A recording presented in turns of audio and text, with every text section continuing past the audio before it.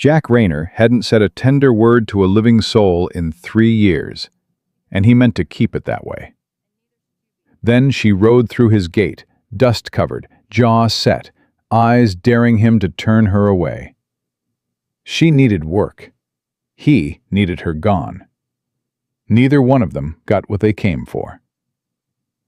Before we go any further, if this story gets under your skin, subscribe to this channel and follow every word to the very end. And drop a comment telling me what city you're watching from. I want to see how far this story travels. The rider came fast. Jack Rayner heard the hooves before he saw the horse, and his hand dropped to the handle of his colt before he'd made a single conscious decision about it. 3 years of living alone on Rayner's Peak had sharpened his instincts to something close to animal. He stepped out from the shadow of the barn, squinted against the white blast of the summer sun, and waited. The horse slowed at the fence line. The rider, young, sweating, wearing a deputy's badge that caught the light, pulled up short and lifted both hands the way men did when they weren't sure of their welcome.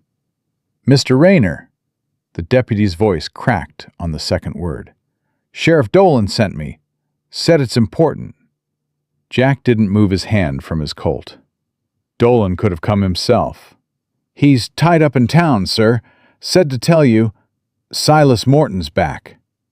The name hit Jack somewhere between the ribs. He didn't let it show.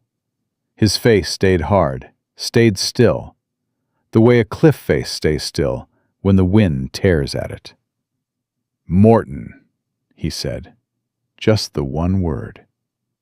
"Yes, sir. He rode in 2 nights ago with 6 men. Been asking questions about your land, about the deed, about—" The deputy hesitated, swallowed. "About what happened to your family." The muscle in Jack's jaw pulled tight. "You ride back and tell Dolan I heard him." "Mr. Rayner, the sheriff said—" "I heard you, son."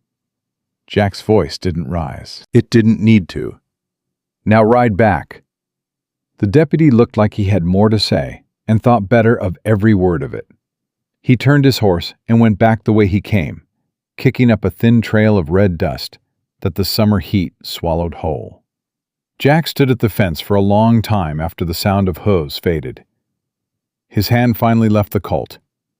He pressed it flat against the fence post instead, feeling the rough, sun-baked wood against his palm. The land stretched out in every direction around him.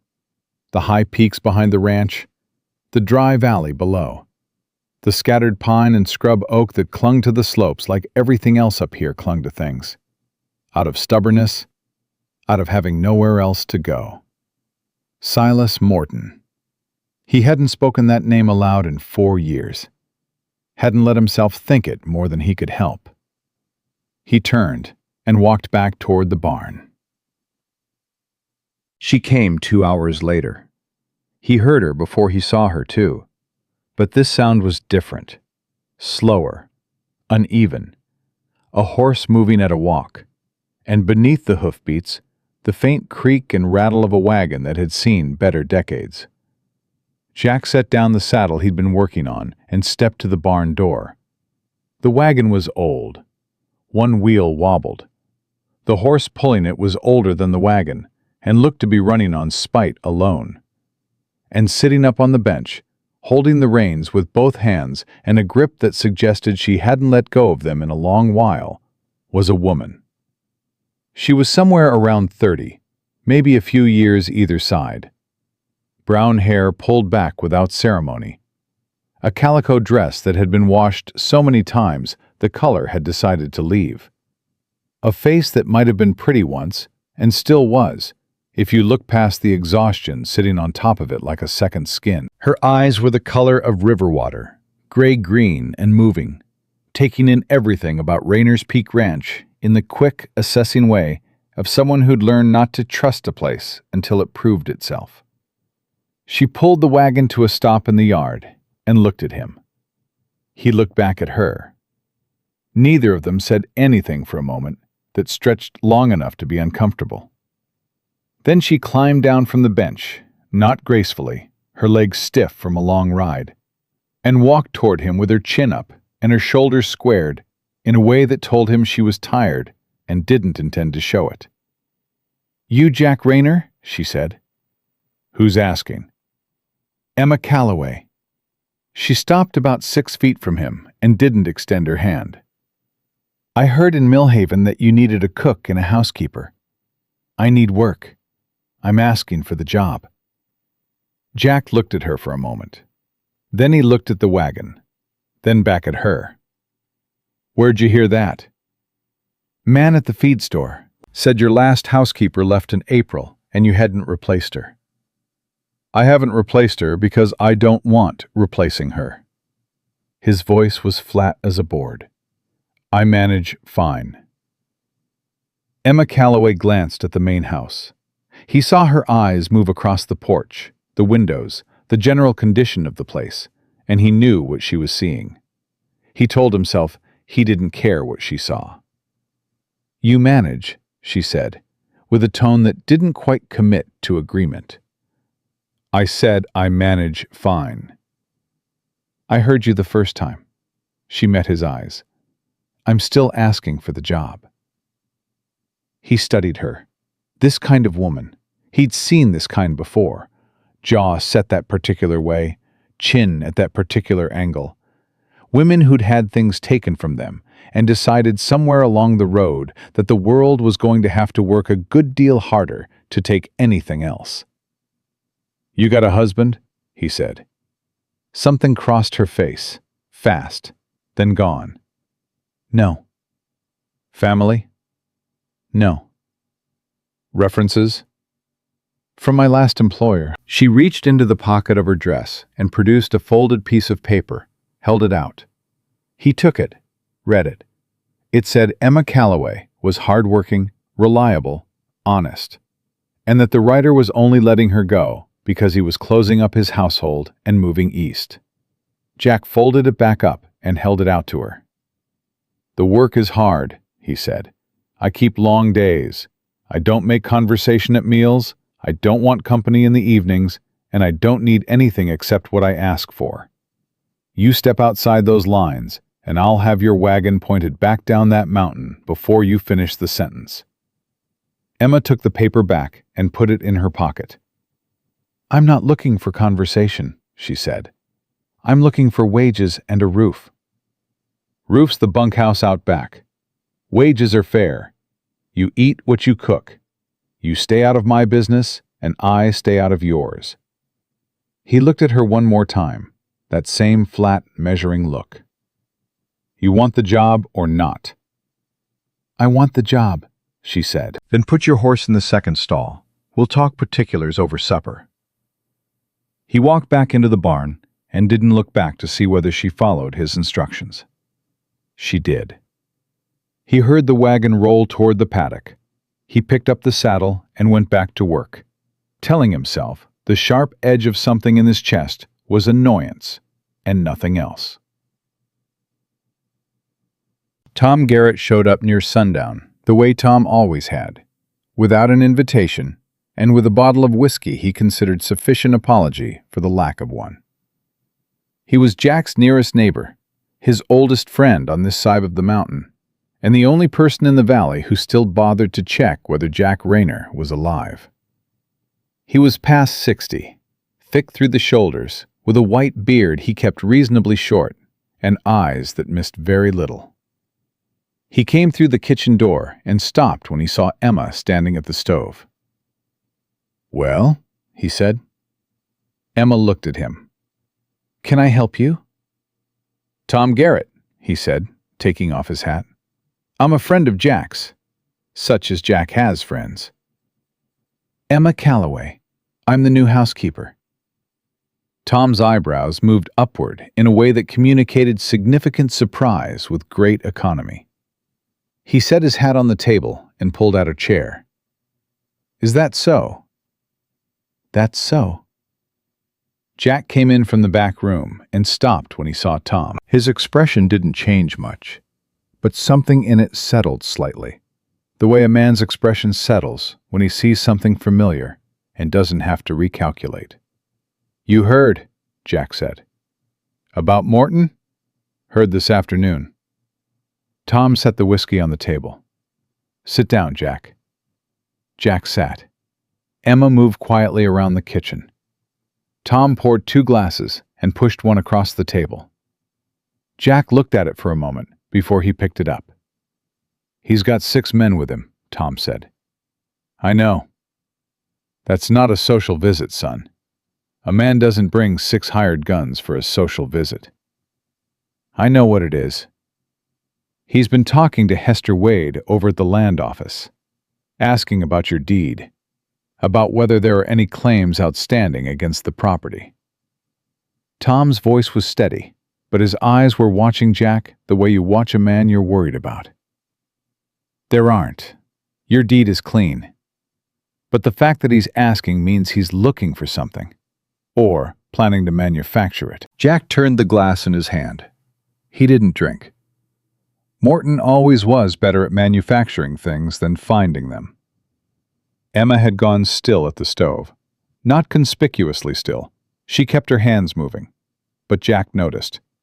He noticed most things. "He's got money behind him," Tom continued. "Word is he sold some land claims down in the Pecos country and came out of it flush. He's been buying up properties around Millhaven, foreclosures mostly, or places where the deeds had problems." He paused. "He's building something, Jack, and it looks like your land is the last piece he needs." Jack set the glass down without drinking. "Then he'll have to come and take it." Tom exhaled through his nose, a long, slow breath that carried a great deal of feeling without putting any of it into words. "That's what I'm afraid of. I've been here 11 years, Tom. Cleared every inch of this land myself, built every fence post, put in every—" Jack stopped, pressed his lips together. Then he said, quieter, "It was supposed to be Williams one day." The name dropped into the kitchen like a stone into deep water. Tom didn't look away. Emma's hands slowed and then resumed their work. "I know," Tom said. "I'm not giving it to Morton. I know that too." Tom picked up his whiskey and drank. "I'm just saying, don't face this alone. Let people help you. Let me help you. The Hendersons would stand with you, the Bauer boys. I'll handle it." "Jack, I'll handle it, Tom." His voice wasn't loud. It was final, the way a door closing is final. "Morton's got a grievance with me, not with the Valley. I won't drag other men's families into my fight." Tom looked at him for a long, quiet moment. Then he picked up his hat and stood. "You're the most stubborn man I have ever known," he said, not unkindly. "And I've known some stubborn men." "So I've been told."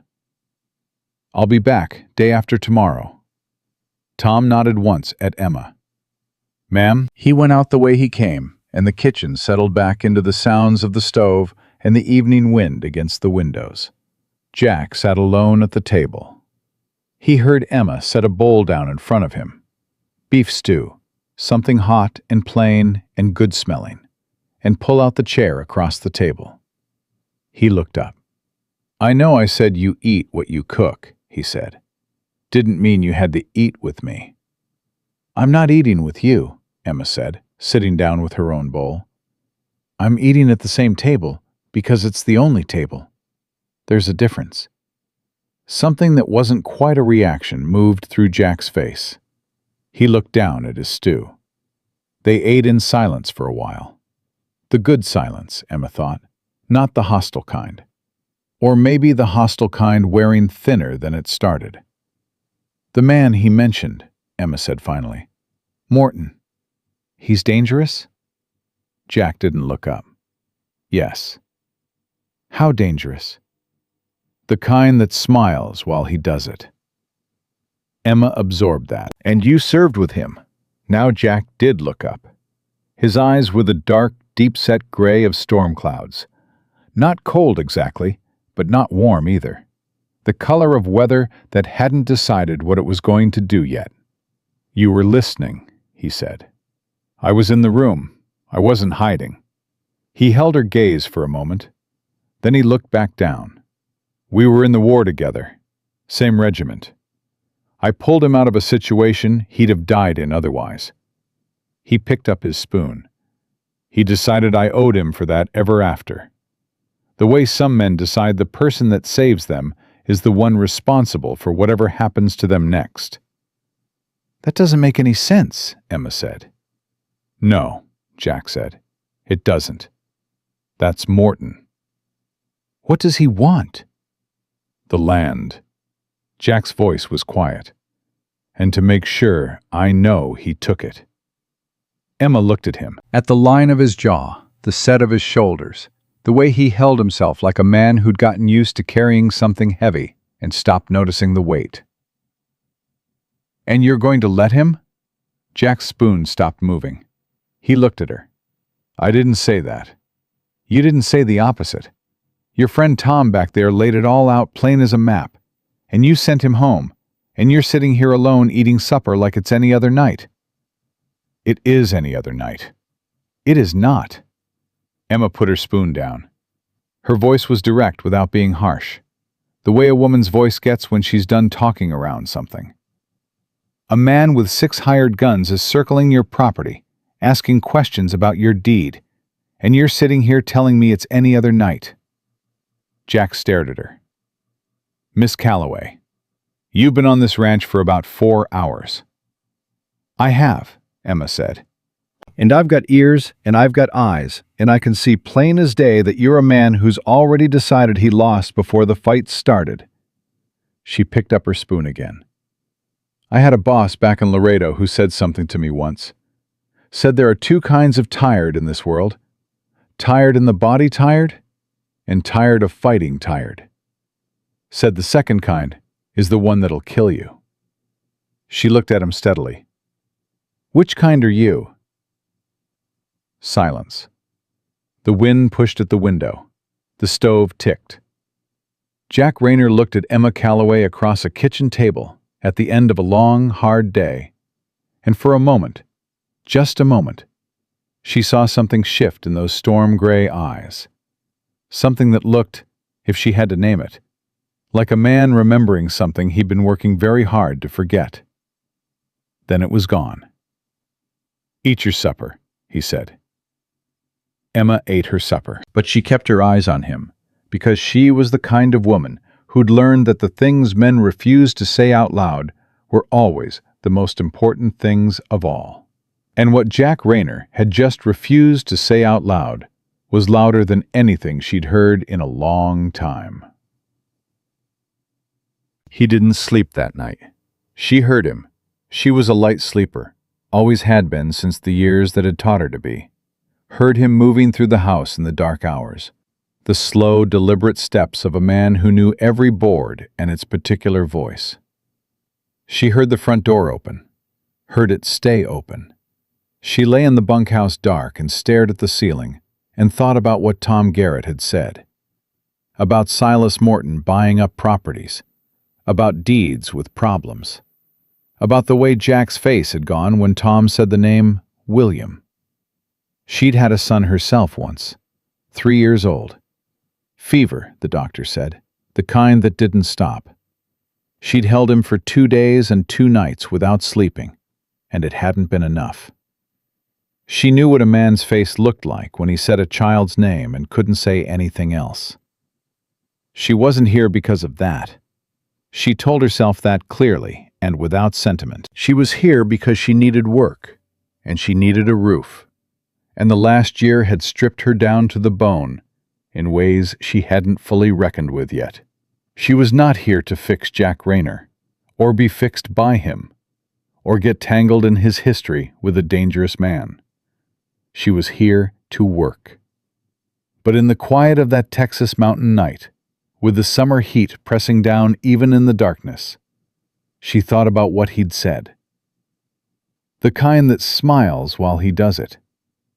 And she thought, Jack Rayner is standing on his porch right now, alone, and somewhere in the valley below, a man named Silas Morton is already calculating what comes next. And Jack Rayner, for all his hardness, for all his closed doors and flat silences and eyes that had decided to stop letting anything out or anything in, Jack Rayner did not look to her like a man who'd gotten tired of living. He looked like a man who'd gotten tired of being left. There was a difference. She knew that difference better than she knew almost anything. She stared at the ceiling until the first gray light came through the bunkhouse window, and the rooster, 2 paddocks over, decided it was morning. Then she got up, straightened her dress, pulled her hair back, and went to start the fire for breakfast. Whatever was coming down from that mountain, it wasn't going to stop for either one of them. But Emma Calloway had ridden through worse than a man's cold stares and another man's land greed, and she had learned, the hard way, the only way anything real is ever learned, that the only thing worse than walking into trouble is letting trouble catch you standing still. She put the coffee on. She heard Jack come in from the porch, the sound of his boots on the kitchen floor. He stopped when he saw her already there. She didn't turn around. "Coffee'll be ready in 10 minutes, she said. "There's biscuits if you want them." A long pause, then the sound of the chair pulling out from the table, the creak of it taking his weight. "All right," said Jack Rayner. 2 words, flat as a board. Same as everything else he said. But he sat down, and he stayed. And Emma Calloway thought, without quite letting herself smile, that's a start. Jack Rayner was not a man who talked at breakfast. Emma had figured that out on day 1, and she'd adjusted accordingly. Put the food on the table, poured the coffee, and left him to whatever conversation he was having inside his own head while she got on with the morning work. That was fine. She'd known plenty of quiet men. Quiet men didn't bother her. What bothered her, on the 3rd morning, was the horse. She was crossing from the bunkhouse to the kitchen when she saw it.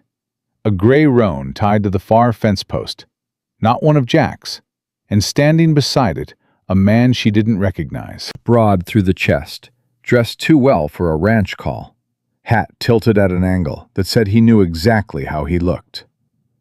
He was watching the house.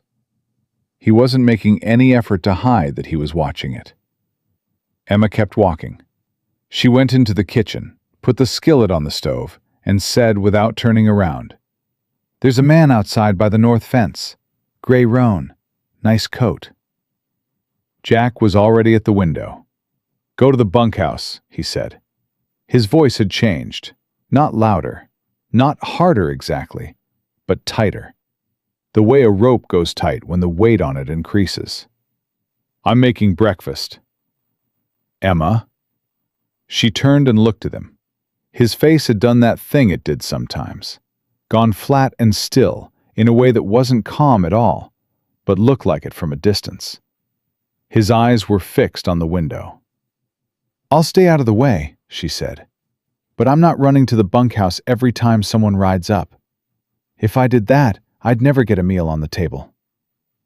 He looked at her then. Something in his expression said he wanted to argue, and recognized there wasn't time.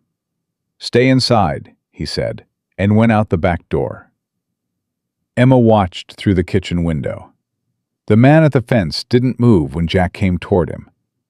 That was the first thing she noticed. Most men shifted their weight, adjusted their stance, did something when a man Jack's size came at them with that particular walk. This one stood completely still and smiled. She couldn't hear the words from inside, but she could read the shape of the conversation clearly enough. The man talked. Jack listened. Jack said something short. The man smiled wider, said something longer, gestured toward the house.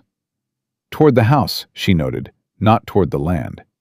And Jack's hand went to his side in a motion that stopped just short of his holster.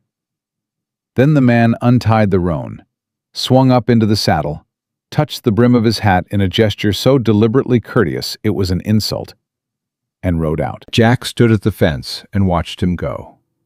He stood there longer than necessary.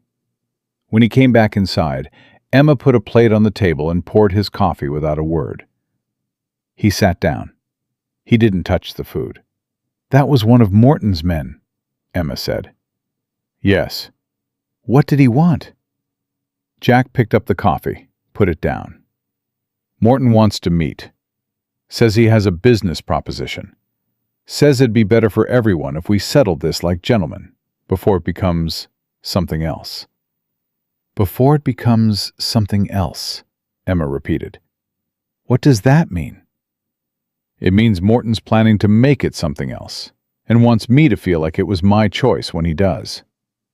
Emma sat down across from him. She folded her hands on the table. "Are you going?" "No." "Jack." "No." He said it the same way he said most things. Once, flat, and like he meant it to stay said. "I'm not sitting down at a table with Silas Morton and calling it a negotiation. That's not what it would be." "What would it be?" He looked up at her. Him getting a good look at what I've still got left to lose. The kitchen went quiet. Emma held his gaze for a moment, then looked down at her hands. She understood that, more than she would have liked to. "All right," she said. "Then what's the next move?" Something moved in his face. Surprise, maybe, or something close to it. Like he hadn't expected her to ask the question that way. Like he'd expected her to tell him what the next move should be, or tell him he was wrong, or get frightened and start asking about leaving. "I'm going to ride into Millhaven," he said. "Talk to Hester Wade at the land office. Make sure there's no question about the deed that Morton could use." He paused. "Then I'm going to talk to Sheriff Dolan, whether Morton's been doing anything that crosses a legal line. And if he hasn't crossed a line yet? Then I wait for him to cross it." Emma looked at him steadily. "That's a patient man's strategy." "I'm a patient man." "You're a man who's already angry," Emma said, not unkindly. "That's different." He didn't answer that, but he picked up his fork, which she took as a kind of concession, and he ate, and she let the silence sit between them without trying to fill it. Because she'd learned, in 3 days, that silence with Jack Rayner was sometimes the closest thing to honest conversation he had. He left an hour later on his black mare, and Emma watched him ride down the mountain road and told herself the tightness in her chest was nothing more than the general anxiety of a woman who'd landed herself on a contested piece of land with a dangerous situation developing around her. She told herself that, and then she went and found the hatchet by the woodpile, and brought it inside, and put it under her bunk. Just in case. She was halfway through the laundry when the second rider came. This one she heard before she saw. Same as Jack always heard things. Fast hooves, not one horse, but 2, coming up from the south trail. She straightened up from the washboard, wiped her hands on her apron, and stood her ground in the yard as they came around the bend. 2 men, younger than the first one, rougher dressed, with the particular look of men who hired out their willingness to be unpleasant. One of them was grinning. The other one was looking at the house, the way a man looks at something he's thinking about taking apart. They stopped in the yard without being invited in. "Morning, miss," the grinning one said. "Jack Rayner around?" "He's not," Emma said. "That's too bad." The grin didn't move. "We were hoping to leave him a message." "You can ride into town and leave it at the sheriff's office." "Well, now, see, this is more of a personal message." He swung down from his horse, slow, deliberate. "More of a look-around kind of message." "Mister, Morton just wants to get a sense of the property. A friendly survey, you might say." Emma didn't step back. She'd made a decision somewhere between the washboard and this moment, and the decision was this. She was not going to be the thing that made Jack Rayner's situation worse by showing fear to the men trying to manufacture it. "This is private land," she said. "You're not invited on it. Get back on your horse and ride out the way you came." The grin faded, not into anger, into something flatter and less readable. "You work for Rayner?" "I do." "Then maybe you ought to think about whether the man you're working for is worth the trouble you're buying yourself, standing there talking to us that way." "Maybe you ought to think," Emma said, her voice perfectly level, "about whether the man you're working for is worth the trouble you're buying yourself, riding up to a ranch uninvited and making threats to his housekeeper." She looked at him without blinking. "Because the way I see it, the law tends to look unkindly on trespassing and intimidation. And I've got very good eyes for faces and very good memory for names." A long pause. The second man, the quiet one, was watching her with an expression that had shifted from assessing to something closer to reluctant respect. The grinning one got back on his horse. "You tell Rayner," he said, "that Mr. Morton's patience is a limited thing." "I'll tell him," Emma said. "Now go." They went. Emma stood in the yard until the dust settled, and then her knees did something they hadn't done during the encounter itself. They shook, just briefly, just enough for her to notice and be irritated by. She pressed her hands flat against her thighs, breathed in through her nose, and went back to the laundry. Her hands were steady by the time Jack got back. She told him what happened while he unsaddled the mare. She told it straight, just the facts in order, the same way she'd have told him the market price of flour. He listened without interrupting, which she'd also come to recognize as one of his habits. He didn't talk over things, didn't redirect them, just took them in whole. When she finished, he was quiet for a moment with his back to her, running a brush along the mare's flank. "You should have gone to the bunkhouse," he said. "I had laundry out." "Emma." He turned. There was something working in his jaw. "Those men weren't here for a survey. They were here to take stock of what I care about." The words settled over her with a weight she hadn't anticipated. She held his gaze. "And what do you care about?" He stared at her for a moment that went one beat too long. Then he turned back to the mare. "The land," he said. "Right," Emma said. "The land." She went back toward the kitchen. "Supper'll be at 6. She didn't hear him say anything else, but before she reached the door, she heard him stop brushing. Heard the small, complete silence of a man standing still in a barn with something he wasn't ready to say out loud yet. And she kept walking, because she was not the kind of woman to push a thing before it was ready to move on its own. But she thought about it all evening, and she didn't stop thinking about it. Tom Garrett came back that night like he'd said he would, and he didn't bring whiskey this time, which told Emma the conversation was going to be more serious than the last one. He sat down at the table, looked at Jack, and put a folded paper between them. "That came to the land office today," he said. "Hester Wade sent it to me because she knows you don't come to town unless you have to, and she thought you'd want to see it before Morton's people started talking about it." Jack unfolded the paper, read it. Emma watched his face and saw the moment it changed. Not dramatically, not with any visible anger, just that particular stillness that she'd come to understand was the outer shell of something much less still underneath. He put the paper down, slid it across to her. She read it. It was a claim, filed 3 days prior under a name she didn't recognize. A legal company name, the kind that existed on paper to hold land for people who didn't want their own names on things. It claimed a survey error in the original deed for Rayner's Peak Ranch and asserted that approximately 300 acres of the eastern slope, the water rights, the grazing land, the access to the main road, belonged properly to the filing party. It was exactly the kind of claim that would cost a man years and money to fight, even if the claim was fraudulent. Especially if the claim was fraudulent, because fraudulent claims were designed to cost more to fight than they were worth. Emma folded the paper slowly and put it on the table.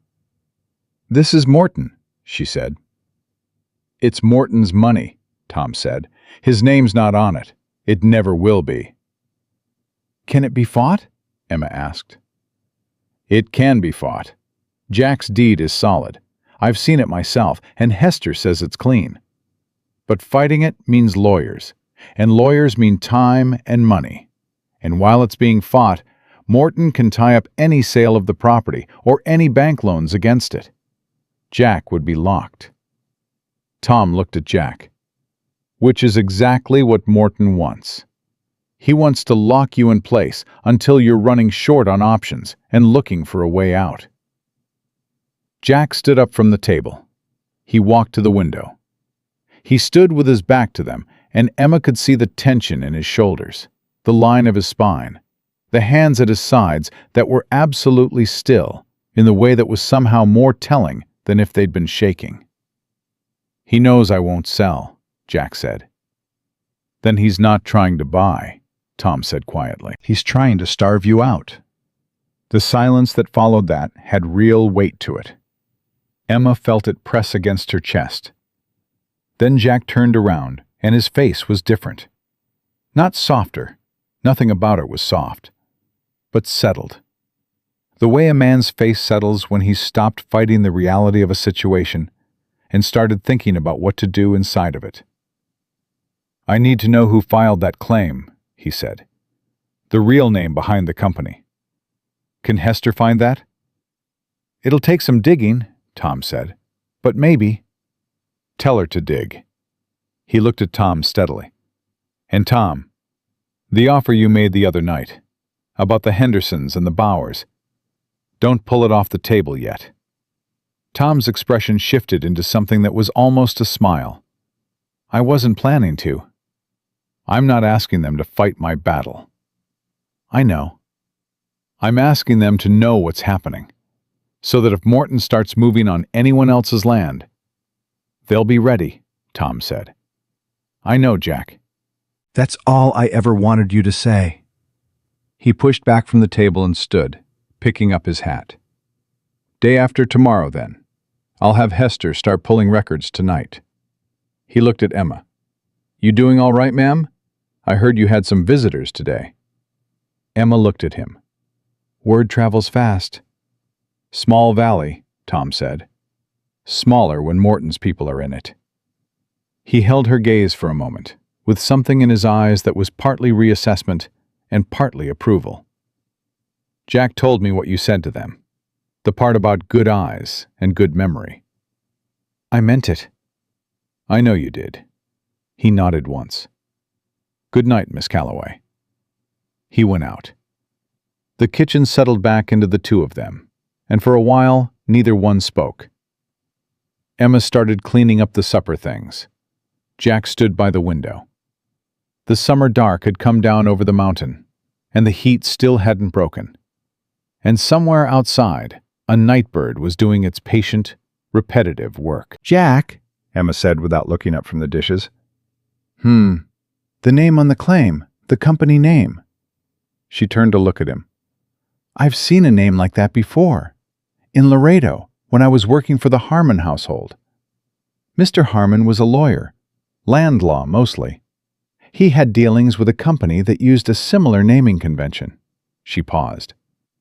He told me once that those companies were almost always set up in San Antonio or Houston by men who needed to move money without being visible. That there was a particular law firm, he called them a mill, said they produced these shell companies the way a mill produces flour, that did most of that kind of work for the whole region. Jack was looking at her now with his full attention, which she was learning was a different thing entirely from his partial attention. You remember the name of the firm? Ballard and Crane, Emma said. He said they were the ones to watch if you ever saw that kind of claim. Jack was quiet for a long moment. Ballard and Crane, he repeated slowly. It might be nothing, Emma said. It was 3 years ago, and I'm going on what a retired lawyer told me over a dinner table. Or it might be the string, Jack said. The one that unravels the whole thing if you pull it. She looked at him. He was looking back at her with that storm-gray gaze, and this time there was something in it she hadn't seen before. Not warmth exactly, not yet, but recognition. The particular look of a man who has started, despite every intention to the contrary, to see someone. "Tom needs to know about Ballard and Crane," Emma said. "He will," Jack said. "First thing tomorrow." He didn't move away from the window, but some of the rigidity had left his shoulders. He looked at her for another moment. "You said you were working for the Harmon household in Laredo. How long ago was that?" 3 years, almost 4. "And before that?" Emma picked up a dish towel, dried her hands on it slowly. "Before that," she said, "is a longer story than tonight has room for." He didn't push it. She hadn't expected him to. "Get some sleep," he said. "Tomorrow's going to be a working day." "Every day's a working day." "More so tomorrow." He moved away from the window finally, picking up his hat from the chair where he'd left it. He stopped at the kitchen doorway. Didn't turn around, but paused. And in the pause was something that had the shape of words he wasn't certain how to form. Then he said, simply, "Those men today, standing your ground like that wasn't nothing." Emma looked at his back. "No," she said. "It wasn't." He went down the hall. She heard his door close. She stood in the kitchen alone for a moment, the dish towel in her hands, the night heat pressing close, and she thought about Ballard and Crane, and a land claim designed like a trap, and a man standing at a window with his hands still and his jaw set. And she thought about what Tom Garrett had said, without knowing he was saying it. "He's not trying to buy. He's trying to starve you out." And Emma Calloway, who knew something about being starved out, felt a cold and very specific anger settle in her chest. The quiet kind, the kind that didn't burn hot and fast, but held its heat the way good coals held it, long and deep and steady. Silas Morton was moving the pieces on his board like there was no one on the other side worth worrying about. Like Rayner's Peak was already his, and everything and everyone on it were simply objects waiting to be rearranged. She folded the dish towel, put it on the counter. Let him think that, she thought. Let him think that right up until the moment he couldn't anymore. Tom Garrett didn't wait for morning. He was back at Rayner's Peak before 7 the next day, and he had Hester Wade with him. Hester was a small woman, past 50, with ink-stained fingers and the kind of quiet authority that came from spending 30 years knowing things about property and people that most folks preferred to keep private.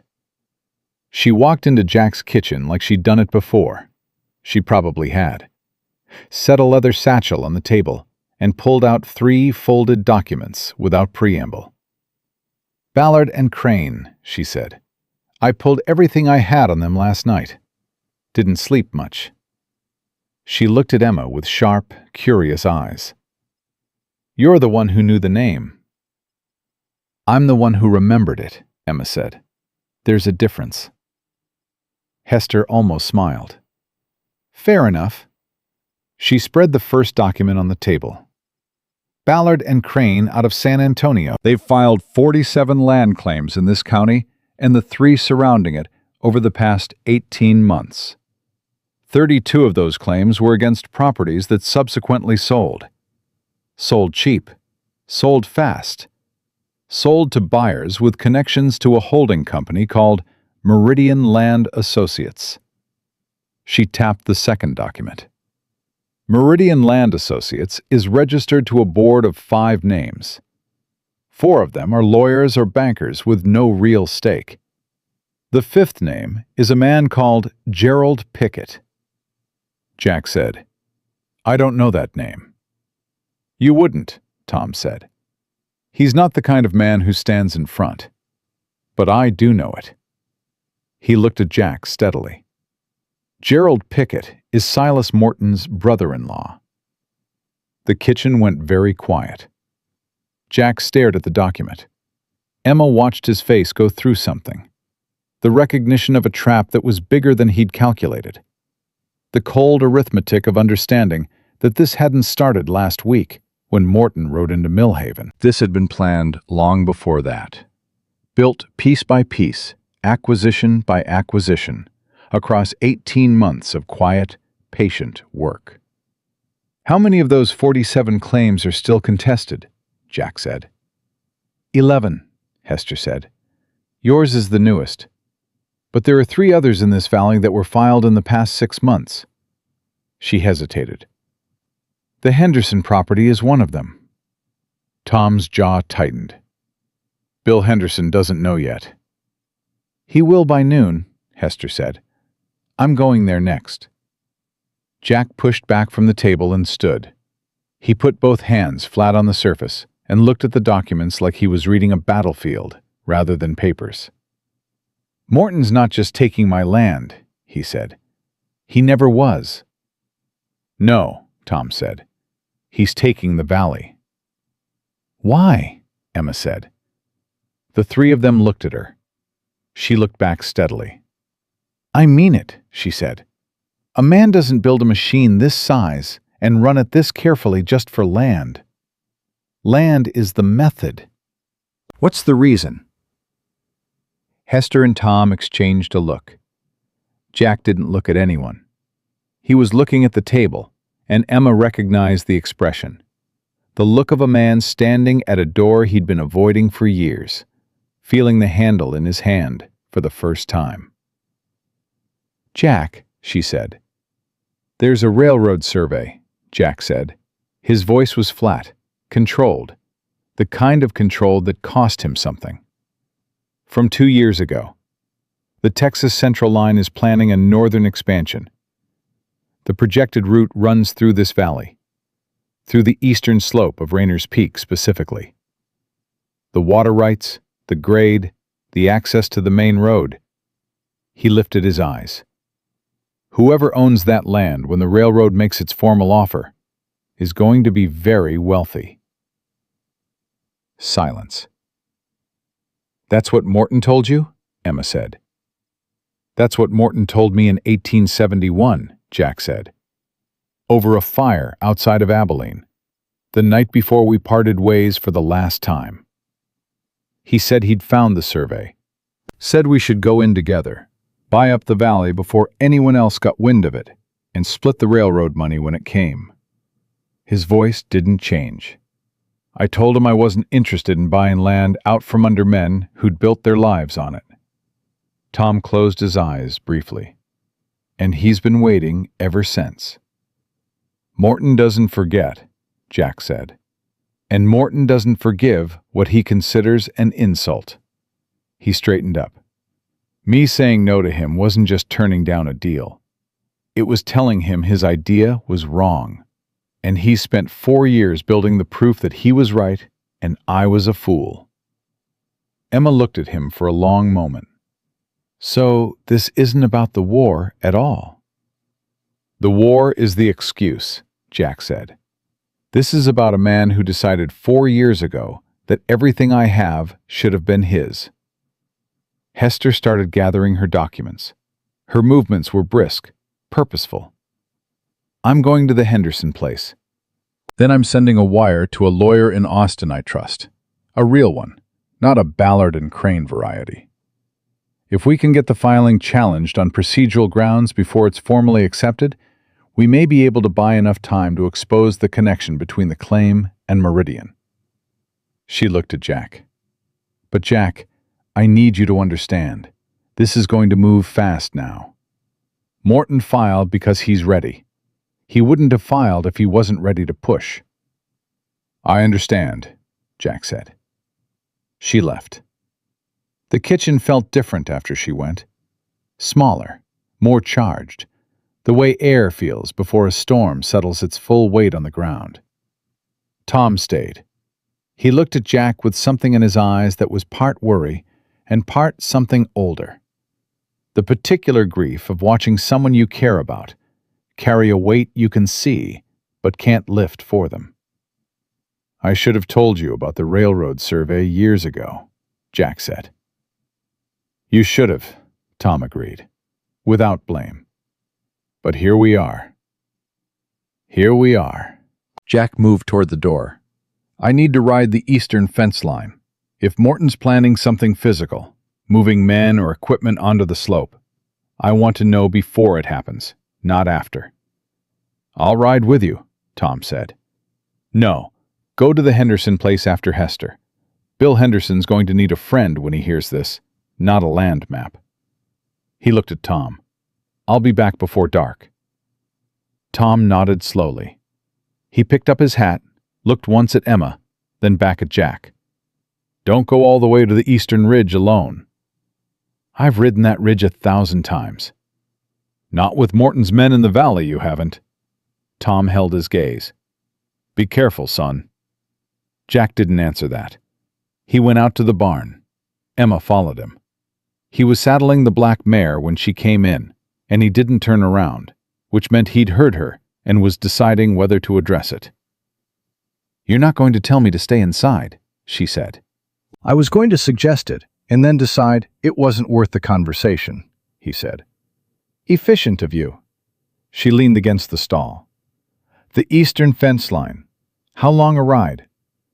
2 hours out, 2 hours back. I can ride. He turned then, looked at her with that direct, measuring look he had.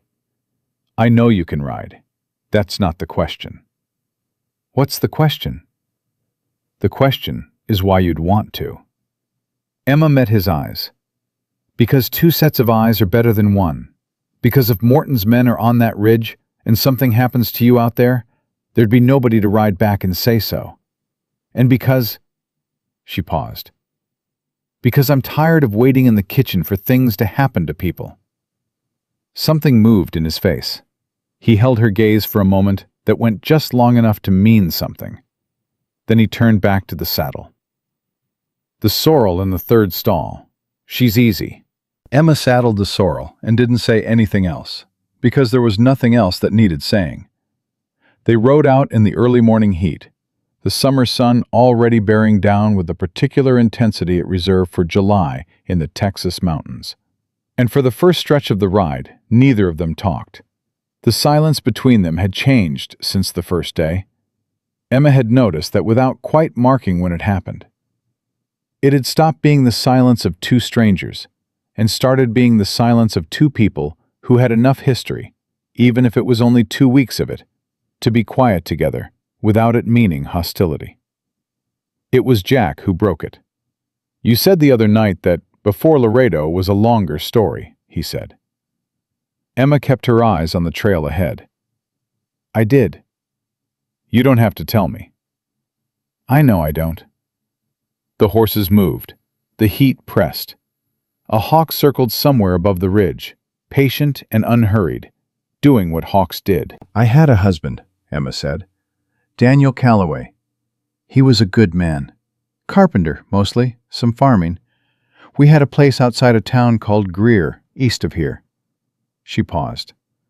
We had a son. His name was James. Jack didn't say anything. He was listening in the way she'd come to recognize as his real listening. Still, complete. All of it turned toward her. Fever took James when he was 3, Emma said. And Daniel wasn't built for grief the way some people are. Some people, it breaks something in them, and they keep going with the broken piece inside. Daniel was built so that it broke the going. She was quiet for a moment. He drank. Not mean, not violent, just gone. More and more gone every month, until one morning I woke up and he was gone in the permanent sense too. Heart, the doctor said. But I always thought it was something more deliberate than that, even if he didn't plan it. The silence after that was different, heavier and softer at the same time. I sold the place, Emma continued. Settled his debts. They were more than I knew about. Took work where I could find it. Laredo, then 2 other places, then here. She glanced at him. That's the story. Jack was quiet for a long moment. James, he said. Yes.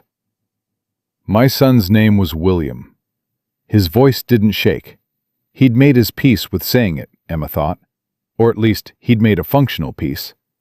The kind that let you say the name without going to pieces, even if it still cost you something every time. He was 4. The accident. A wagon. My wife Ruth was with him. Neither of them. He stopped. Started again. I was up on the North Ridge when it happened. I didn't know for 6 hours. Emma didn't say she was sorry. She'd had enough sorries herself to know they mostly landed wrong. Instead, she said, "How long ago?" 3 years. 3 years, she said. Same as me. He looked at her then, and she looked back, and between them in the morning heat was the specific, wordless recognition of 2 people who have been carrying the same invisible thing and are only just now seeing it on each other. Then he looked away, and she looked away, and they kept riding. They found the first cut fence post 20 minutes later. Jack pulled up hard. He was off the mare before Emma had fully processed what she was seeing. A clean cut through a solid cedar post, not broken, not weathered through, cut with intention, in the last 12 hours from the freshness of the wood showing at the break. "Stay on your horse," Jack said. He walked the fence line on foot. Emma counted. 5 posts cut in a 30-yard stretch, the wire pulled aside and laid in the grass rather than left coiled. Arranged to look passable, to look like it might be naturally down, to look like a gap a man might ride through with his cattle and not think twice about until his cattle were on the wrong side of the boundary line. "This isn't vandalism," Emma said. "No," Jack said. "This is an invitation." He crouched beside the nearest post, touched the cut surface. "If my cattle move through this gap and onto the eastern slope, they are on what Morton's claim says is contested land. He photographs them, gets a witness, claims encroachment. Suddenly, I'm the aggressor. I'm the one operating on disputed land, and his lawyers have something real to work with instead of a paper claim." "He was going to drive your cattle through," Emma said. "Or run his own cattle through mine and make it look like I initiated." He stood up. His jaw was set. "This was done last night, after dark, which means Morton's men were on my land in the dark." He said it the way you say a thing that changes what comes after it. Emma watched him scan the ridgeline above them, systematically, the way a man scans for something he believes is there and knows he can't afford to miss. "Jack," her voice was quiet, "don't look up too obviously." He didn't ask why. He trusted the instruction. His gaze came back to the fence post, as if examining it. "There's a man on the ridge," Emma said. "East side. He's been there since we turned the bend. I saw him move once, just enough." "How far?" 200 yards, maybe more. He's not moving toward us." "He's watching, reporting back." Jack stood up slowly, casually. He walked back toward the mare with the unhurried movement of a man who's done what he came to do. "We're going to ride back toward the ranch, not fast, like we found a downed fence and we're going back for tools. And then I'm going to come back up by the North Trail, alone, on foot, and find out who that man is and who sent him." He swung up into the saddle.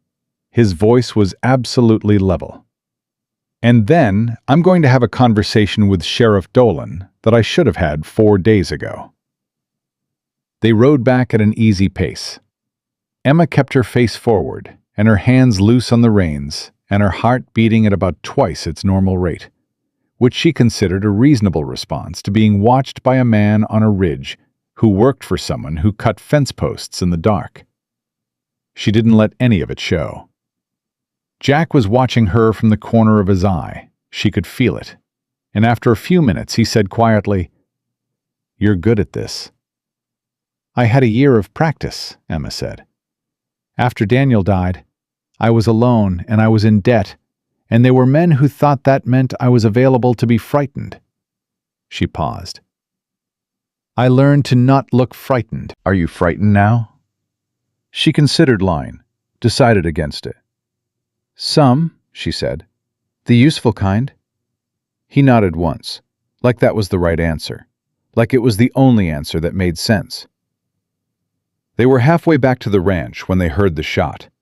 It came from the direction of the main road, sharp, single, too close to be accidental, and too deliberate to be a hunter. Emma's sorrel spooked sideways, and she brought her down fast and clean, with both hands and her weight. Jack's mare didn't flinch.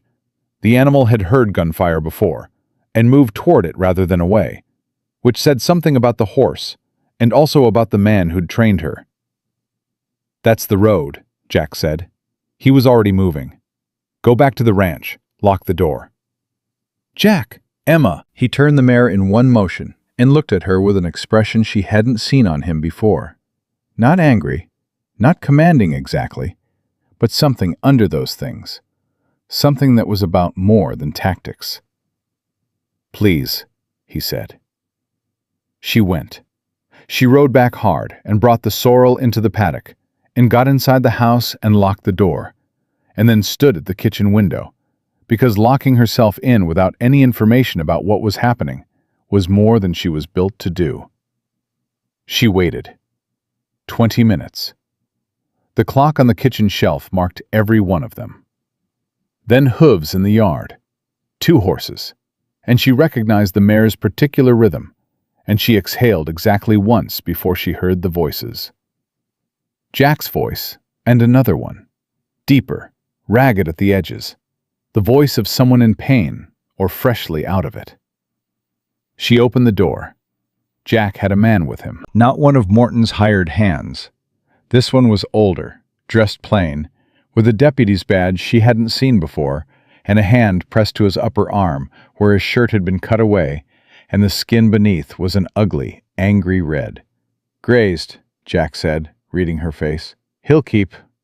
Kitchen, Emma said, already moving for the medicine box she'd located on her first day on the ranch, because locating the medicine box was the first thing she did in every new place. Sit him down.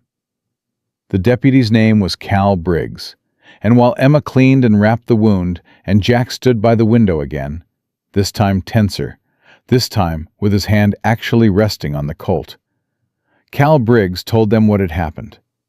He'd been riding out from Millhaven with a message from Sheriff Dolan. He'd been followed from the edge of town.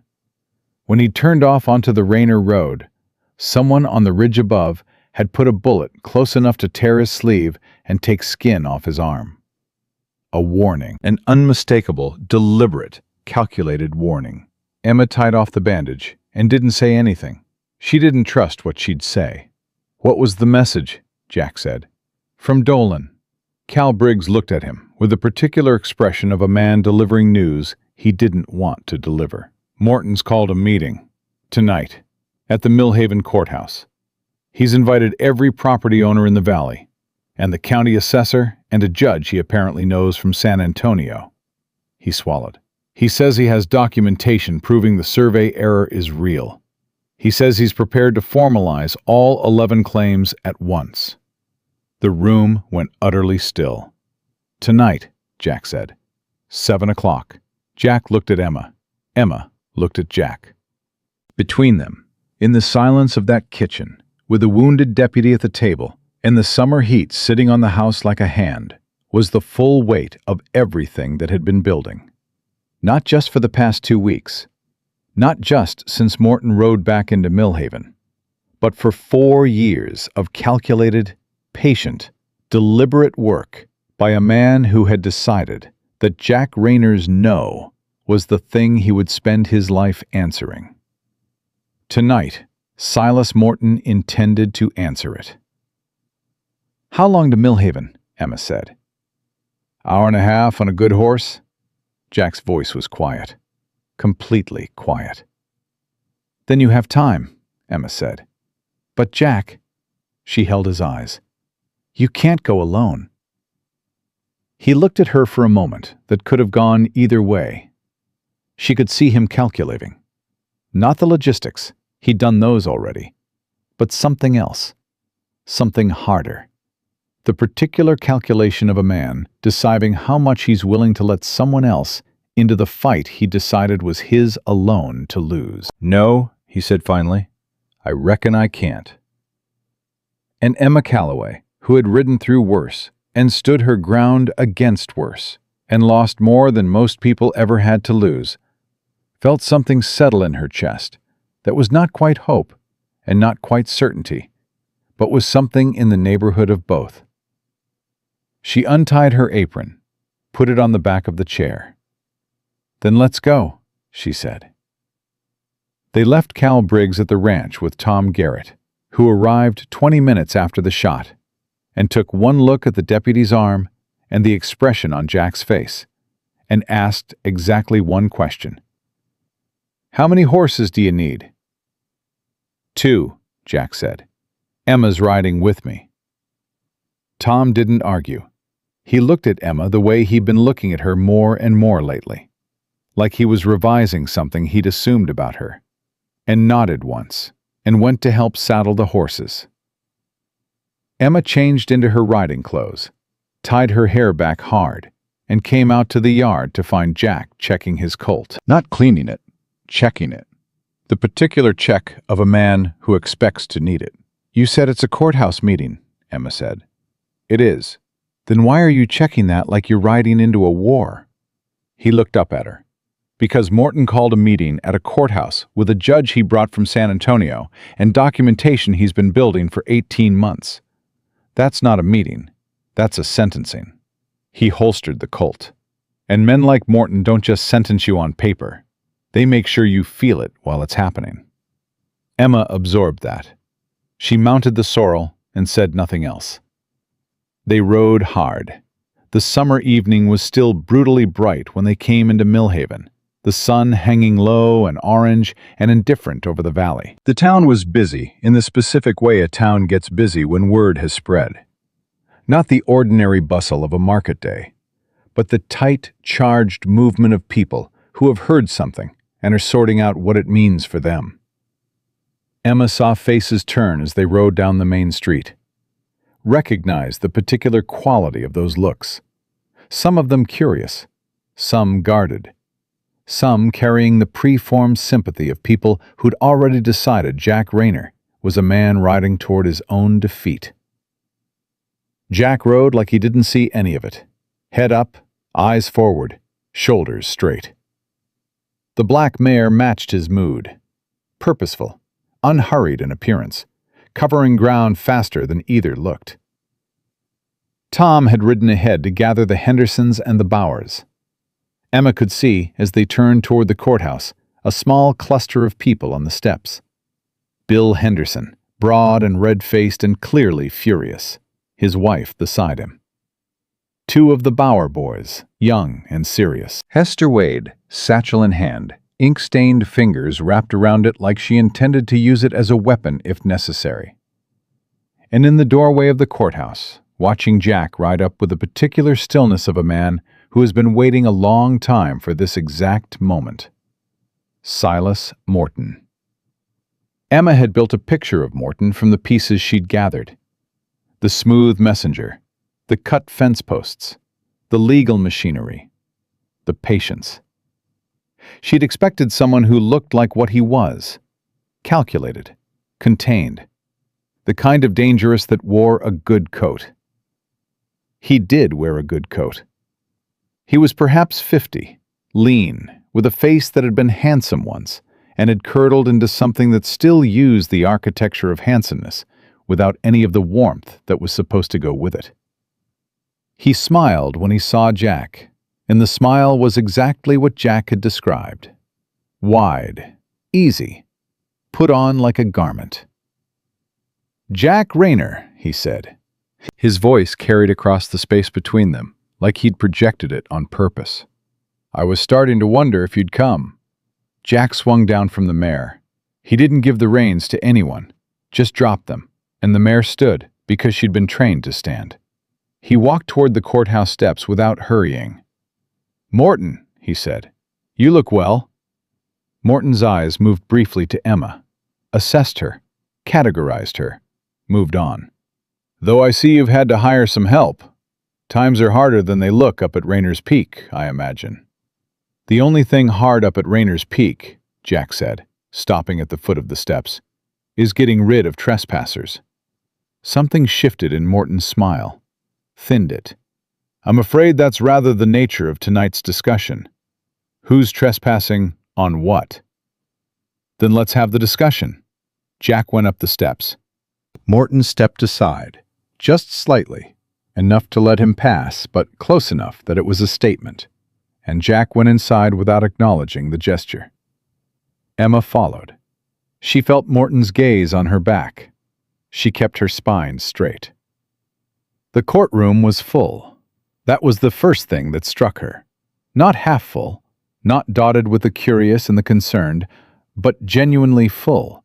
The benches packed with Valley residents who had gotten word and come, which meant either the news had spread faster than any of them had anticipated, or Morton had made sure it spread. She suspected the latter. The judge Morton had brought from San Antonio was a man named Carver, heavy-set, with the air of a man who was performing impartiality without having any particular investment in the substance of it. He sat at the front with his hands folded and his face arranged into professional neutrality. Sheriff Dolan stood to one side, not at the front, not beside the judge, but in the room's margin, and Emma read his position clearly. Present, but without authority in this proceeding. Morton had arranged it so that the law's representative was decorative. Hester Wade pushed in behind Emma and went straight to the front, setting her satchel on the plaintiff's table, the table Morton had clearly intended for his own people. With a firmness that made one of Morton's lawyers, a pale young man with too much hair oil, blink in confusion. "That table is reserved," the lawyer said. "It's a public courthouse," Hester said pleasantly. "Everything in it is public." She opened her satchel and began laying out papers. Morton took his place at the front of the room and addressed the assembled crowd with the easy confidence of a man who'd rehearsed this moment many times. He laid it out cleanly. The survey error, the historical claim, the documentation, the legal process. He had charts. He had affidavits. He had a presentation that had been weeks in the construction, and it showed. Emma watched the faces of the Valley residents as he talked. She watched the doubt creep in, the shifting weight, the exchanged glances, the particular expression of people who'd come in suspicious and were finding, against their will, that the other side had done its homework. This was the real danger, she realized. Not the hired guns, not the cut fence posts. This. A room full of people being slowly, professionally convinced that resistance was futile. She looked at Jack. He was sitting very still. He was watching Morton with his face locked down, and she couldn't read what was happening behind it, and that frightened her more than anything else had yet. Morton reached his conclusion. He gestured to his lawyer, who began distributing copies of the formal claim documents, 11 of them, one for each property. The room stirred. "I want to be clear," Morton said, his voice warm with manufactured reasonableness, "that I take no pleasure in this. These are good people, and I have only respect for what they built here. But the law is the law, and the survey is the survey, and the proper resolution of these matters will ultimately benefit everyone in this valley." He paused for the perfect amount of time, including Mr. Rayner. He looked directly at Jack. Jack stood up. The room shifted, the restless, tense shifting of people who'd been watching a one-sided proceeding suddenly feel the axis change. "I'd like to address the court," Jack said. Judge Carver looked at Morton. That look, the check, the permission-seeking, told Emma everything she needed to know about whose proceeding this actually was. Morton gave a small nod, and Carver said, "You may speak." Jack walked to the front of the room. He turned and faced not the judge, but the assembled valley, the Hendersons, the Bowers, his neighbors, the people he'd shared 11 years and hard seasons with. He was quiet for a moment that could have been uncertainty, but wasn't. "Most of you know me," he said. "Some of you know me well. None of you have ever heard me stand up in a public room and make a speech, and I don't intend to start now." He paused. "But I want to ask you something. When has Silas Morton lived in this valley? When has he worked this land? When has he sat with any of you through a drought or a hard winter or a bad season? When has he sent a hand over to help when something went wrong?" Silence. "Never," Jack said.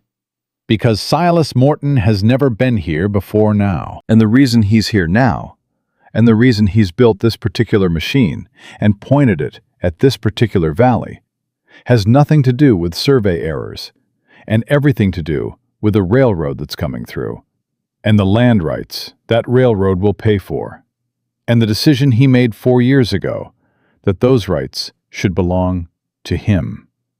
The room stirred harder. People looked at each other. Morton's expression had not changed. That was the most unsettling thing about him, Emma thought. He was watching Jack dismantle his presentation, and he looked undisturbed. Like a man who'd planned for this. Like a man who had a next move. "That's a serious allegation," Carver said. "I have documentation," Hester Wade said from the plaintiff's table. She stood.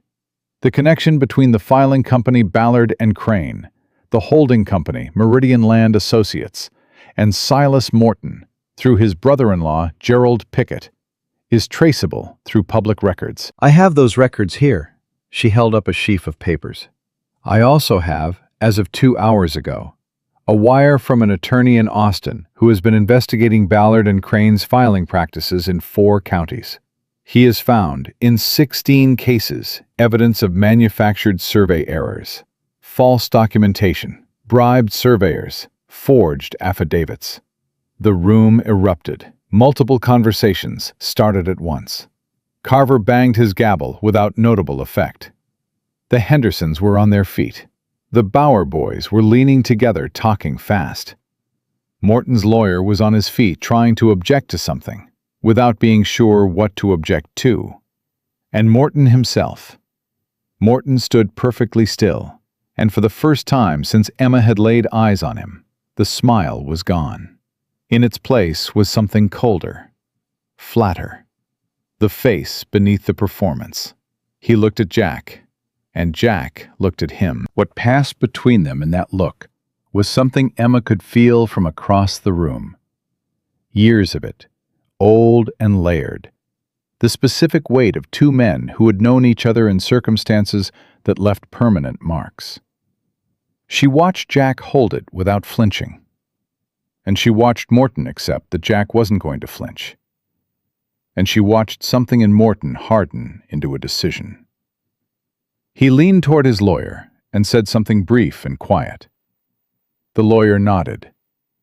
Then Morton turned to the room and raised one hand, and the noise settled faster than Emma would have expected, which told her something about the kind of authority the man projected, even in a room that had just turned against him. "This is all very dramatic," Morton said, his voice smooth again, the warmth back in it like he'd reached over and turned a lamp back on. "And I respect Miss Wade's diligence. But let me offer the court something more direct." He reached into his coat and produced a document, a single sheet folded once. He held it out to Carver. Carver unfolded it, read it. His expression shifted in a way that he tried to control and didn't quite. "What is that?" Jack said. Carver looked up. "It's a deed transfer for Rayner's Peak Ranch." He paused. Signed and dated 3 years ago. Jack went completely still. Signed, Morton said pleasantly, by one Ruth Rayner, wife of Jack Rayner, transferring 340 acres of the eastern slope of Rayner's Peak to a trust in exchange for payment of debts outstanding against the Rayner household. The silence that followed was the most complete Emma had ever heard in a room full of people. Jack's face had gone the color of the limestone walls. Every line in it, every year in it, every piece of carefully constructed distance he'd built since Ruth and William died. All of it exposed at once, like the surface being torn off a wound that hadn't healed. "That's a forgery," he said. His voice was almost steady. "Is it?" Morton's voice was gentle. Gentle in the way of a man who has been planning this moment for years and is allowing himself, finally, to enjoy it. "Ruth Rayner had debts, Jack. Debts you didn't know about because she didn't want you to. Because she was a woman trying to hold a household together while her husband was throwing everything into land that wasn't paying. I helped her. It was the charitable thing to do." He paused. "And she signed." "Ruth has been dead for 3 years, Jack said. "She signed before she died," Morton said. "The transfer was simply never filed. I waited, out of respect for your grief, until sufficient time had passed." His smile came back, smaller now, sharper. "Patience, as I believe you know, is something I have in abundance." "That is a forgery," Emma said. Every head in the room turned to her. Morton looked at her for the first time as something other than furniture. She was standing up without having been fully aware of deciding to stand. "Ruth Rayner died in October of 1872. I know that because Hester Wade told me the records." She looked at Carver. "What is the date on that signature?" Carver looked at the document. "September of 1872. 1 month before she died," Emma said. "A woman 1 month from dying, with debts she was hiding from her husband, signed over 300 acres to a man her husband had cut ties with years prior." She looked at Morton. "Without telling her husband, without any record of payment received, without any filing." She looked back at the room. "Does that sound like a legitimate transaction to anyone in this room?" A man in the third row, one of the Bauer brothers, the older one, said loudly, "It sounds like a fraud." 3 other voices said variations of the same thing, the words falling over each other in the way they do when people have been waiting for permission to say what they already believed. Morton's composure cracked. Not completely, not dramatically, but Emma saw it, the small fracture line running through the controlled surface. He turned to his lawyer, and the two of them conducted a rapid, quiet exchange. Jack hadn't moved. He was still standing at the front of the room, with that document existing in the space between him and Morton, and Emma could see what it was costing him. Not just the legal threat of it, but the thing underneath the legal threat. Someone had reached back into the worst moment of his life and put their hands on it. She walked to the front of the room. She didn't ask permission. She stopped beside Jack and turned to face Morton, and she said, quietly enough that not everyone heard, but Morton did, "You picked the wrong man's grief to use as a weapon." Morton looked at her with genuine curiosity for the first time. "And who are you, exactly?" "I'm the woman who's been living on Rayner's Peak for 3 weeks, Emma said. "I'm the woman who watched your men cut fence posts in the dark and threaten a wounded deputy. I'm the woman who found the connection between Ballard and Crane and Gerald Pickett." She held his gaze. "And I'm the woman who is going to make sure every single person in this valley knows every single thing about how you operate before this night is over." Morton was quiet for a moment. Then he said, very softly, "You'd do well to be careful, Miss Calloway," Emma said. "Emma Calloway. Good eyes and good memory, Mr. Morton. I believe one of your men mentioned that to you." Something moved behind Morton's eyes, cold and fast, and then gone. He turned away from her. "This proceeding is not concluded," he said to Carver. "I move that the deed transfer be entered into the record, and that the court—" "I'd like to enter something into the record first," said a voice from the back of the room. Everyone turned. Sheriff Dolan had moved from his position on the margins to the center of the room, and he was holding an envelope. He was a compact man, Dolan, with a deliberate way of moving that Emma had read on first meeting as lethargy, and now recognized as something else entirely. The economy of a man who only moves when he's decided to move. "I received this wire this afternoon," Dolan said, "from the Federal Land Office in Austin. It's a notice of investigation into the filing practices of Ballard and Crane in 5 Texas counties. Effective immediately, all filings under that firm's name are under review and cannot be formally accepted by any county court until the investigation is complete." He set the envelope on Carver's table. The room did not erupt this time. It went very, very quiet instead. The specific quiet of people watching a structure fall. Judge Carver looked at the envelope, looked at Morton, looked at the room. He was doing a calculation. Emma could see it happening. The calculation of a man deciding which way the ground was falling and whether he wanted to be standing on Morton's side of it when it finished. The calculation took about 10 seconds. "In light of this federal notice," Carver said, "I am suspending this proceeding pending the outcome of the Austin investigation. All claims filed under Ballard and Crane are hereby held in abeyance. The deed transfer claim will require independent verification before I will consider it." He closed the file in front of him. "This court is recessed." Morton didn't say anything. He stood at the front of that room and absorbed it.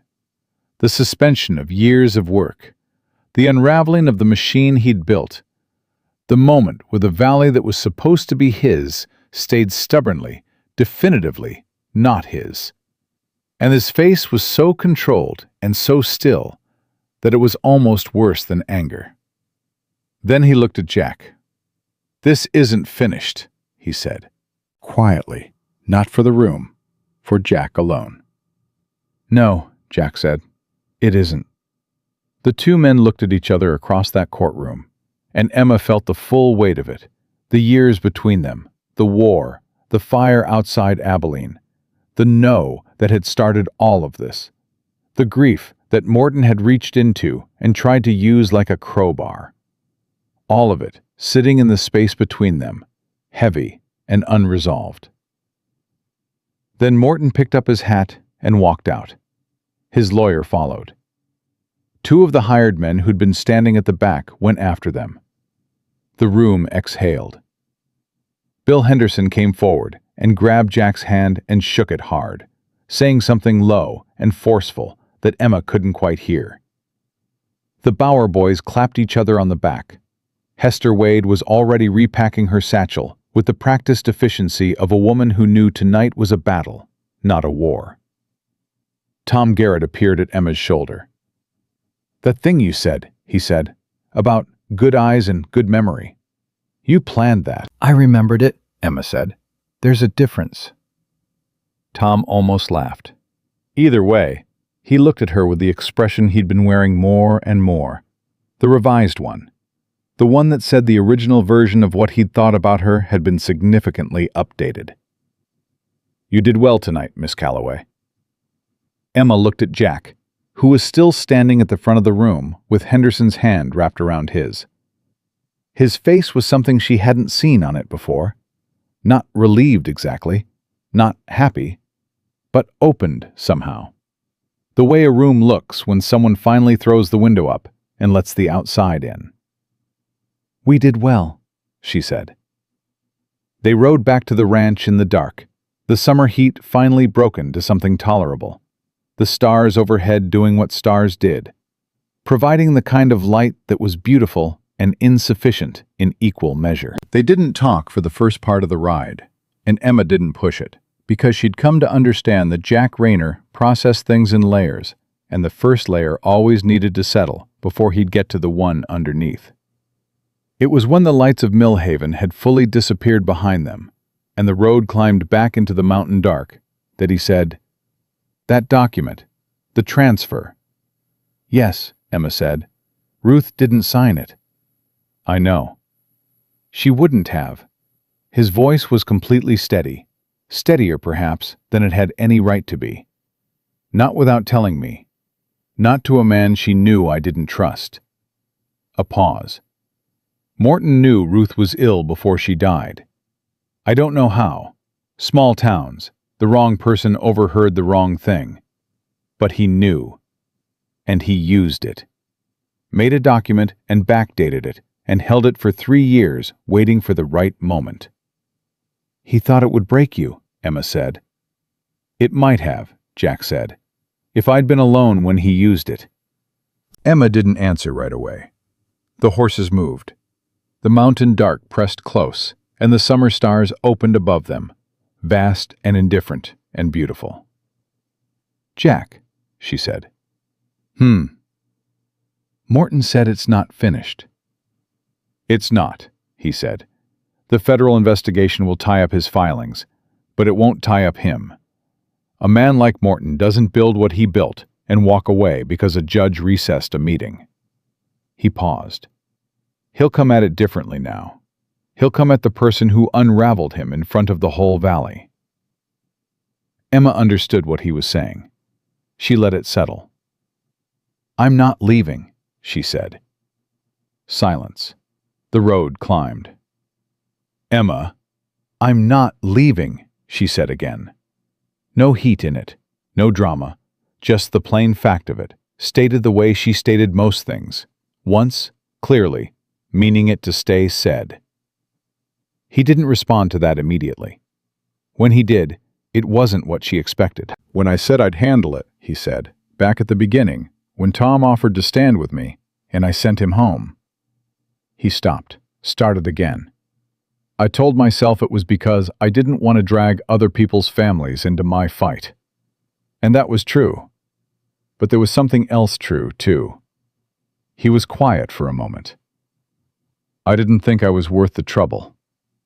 Emma looked at him in the dark. His profile against the stars. The set of his jaw and the straightness of his back, and the way he held himself even now, even saying that, like a man who'd been beaten down so many times, he'd forgotten he wasn't supposed to stay down. "You are," she said. Simple as that, no qualifications. "You are worth the trouble, Jack Rayner." He didn't say anything, but his hand on the reins shifted, just slightly, and the black mare moved a half-step closer to the sorrel as the road narrowed. And Emma didn't move away, and neither did he. They rode the last mile to the ranch, in the silence that had nothing hostile in it at all. Morton made his move 3 days later. Not with lawyers, not with documents, not with messengers delivering polite threats in broad daylight. He came at 2 a.m, with 4 men and a torch. Emma woke to the smell of smoke before she heard anything else. Smoke and something sharper underneath it, something chemical. The smell of fire that had been helped along. She was out of her bunk and across the bunkhouse floor before she was fully awake, the hatchet from under her bed in her hand by instinct. And when she got the door open, she saw the orange light dancing against the side of the barn and heard the horses screaming. She screamed Jack's name at the top of her lungs and ran. The barn door was latched from the outside. Latched, not locked, because Jack never locked it, and the latch was dropped with the deliberate care of people who wanted the horses inside and wanted them to stay inside. Emma hit the latch with her palm and threw the door open, and the sorrel came out like a cannon, nearly taking her off her feet, and she pressed against the door frame and counted animals as they came through, because counting was the only useful thing she could do in the next 30 seconds. The mare, the sorrel, Jack's second horse, the old roan that belonged to the ranch before Jack did, 4 horses. All 4. She got them through and turned, and Jack was there. Jack was already there, coming from the house at a run in his boots and his shirt and nothing else. And behind him, the orange light was larger now, and Emma understood in one cold, clear moment that the barn was not the target. The barn was the distraction. "The house," she said. Jack turned. The front porch was burning. He moved toward it, and Emma grabbed his arm. "There are men out there. That's why they lit it, to get you out in the open." He stopped. She could feel the tension in his arm under her grip. The pull of a man who wants to run at the fire that's eating his home, that's eating everything his family ever touched. Every room he'd sat in with Ruth and with William. Every board he'd laid himself. "Jack," she held his arm and looked at him and said, "Don't give them what they came for." His breathing was harsh. His eyes were on the porch fire. Then they moved to the darkness beyond it. He saw them before she did. "Get behind the barn," he said. His voice had dropped to the specific register it used when there was no more room for discussion. "Now." "I'm not—" "Emma." He looked at her for exactly 1 second. "Please." She went. She went, and she pressed herself against the back wall of the barn, and she listened. And what she heard in the next 2 minutes was something she would carry with her for the rest of her life. She heard Jack Rayner's voice, carrying across the yard without effort, without anger, without fear. "Morton, I know you're there. Come out where I can see you." A long pause. Then boots on dry ground, slow and deliberate. More than one set. Morton's voice. "I told you it wasn't finished." "You came to burn my house," Jack said. "I came to make a point." "You made it. Now call your men off, and we'll have the conversation you actually want to have." Another pause. Emma pressed her back against the barn wall and gripped the hatchet and waited. "There's nothing left to talk about," Morton said, and his voice had changed. She could hear it even from where she stood. Something stripped out of it, the performance gone. What was underneath was old and ugly and surprisingly raw. "You took everything from me." "I turned down a business deal," Jack said. "You stood there in front of every man in that regiment and told me I wasn't worth following." Morton's voice cracked on the last word. Just barely. Just enough. "You told them I was wrong. You told them I was the kind of man who'd use a war to get rich. And they listened to you. Because you were Jack Rayner. And Jack Rayner was always the man everyone listened to." Silence.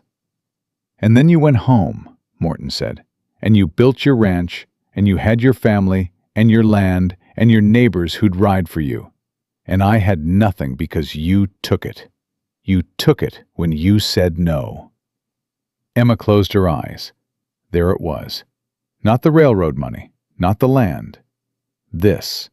A wound from 20 years ago that had never been treated and had gone to something septic, something that had poisoned everything Morton touched and everything he'd built since. "Silas." Jack's voice was quiet. "I didn't take anything from you." You made choices. "Don't," Morton said, sharp, sudden. "Don't stand there and—" "You chose to use the war," Jack said. "You chose to build this. You chose to put your hands on Ruth's name."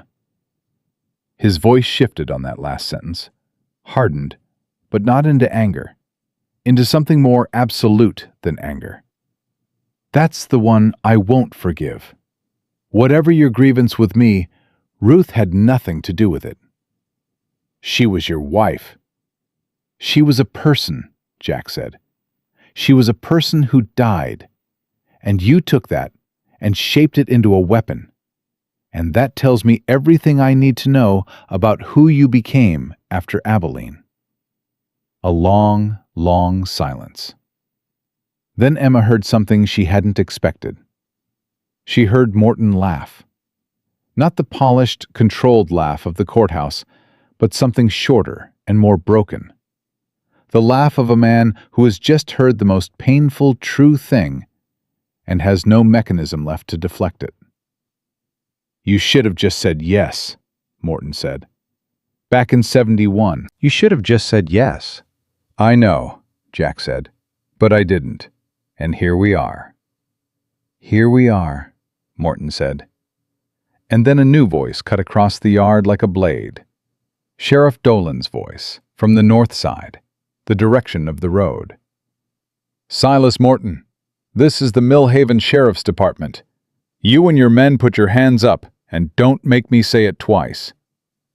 The yard exploded. Emma heard boots scattering, heard Dolan shouting, heard one of Morton's men run, heard him hit the fence when he couldn't find the gate in the dark, heard the solid thud of it, and then nothing. She heard Jack's voice twice, sharp commands to men she couldn't see. She heard a horse. She heard 3 more sets of boots and the specific sounds of men who'd been caught between running and stopping and had chosen, wisely, to stop. She didn't hear Morton. She came around the side of the barn at a run and saw the yard lit with the dying orange of the porch fire. Dolan's deputies had gotten water on it, she registered. It was dying rather than spreading. And she saw 3 of Morton's men on their knees in the dirt with their hands up. And she saw Jack standing 6 feet away with his Colt level and his face absolutely still. Morton was gone.